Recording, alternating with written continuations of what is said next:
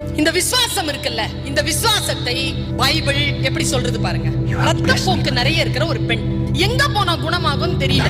அவளுக்கு சொல்லப்படுது அவர்கிட்ட போனா குணமாயிரும் சொல்றாங்க. இந்த அம்மா நம்பிடுச்சுங்க, அவ்வளவுதான். நம்பி என்ன பண்றா அந்த பொண்ணு, போறா.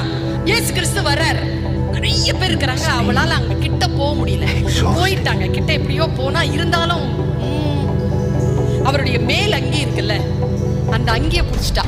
எல்லாரும் போயிட்டாங்க, அவ சோகமா உட்கார்ந்துட்டா. கொஞ்சம் தூரம் போன அப்புறமா தலைவர் கேட்கிறார், இயேசு கிறிஸ்து, இந்த கூட்டத்தில் யார் என்னை தொட்டது? கூட இருக்கிறவங்க சொன்னாங்களா, 1000 பேர் வந்திருக்கிறாங்க ஆண்டவரே, எல்லோரும் தான் உங்களை தொட்டார்கள், யாரை என்று சொல்வது இல்லை. யாரோ ஒருவர் என்னை விசுவாசத்தினால் பிடித்தார்கள், என் உடலில் இருந்து வல்லமை புறப்பட்டது. விசுவாசத்தினால் நீங்கள் பிடிக்கின்ற பொழுது இறைவனிடம் இருந்து வல்லமையை புறப்பட செய்ய வேண்டும் என்று பேசுகிறது பைபிள்.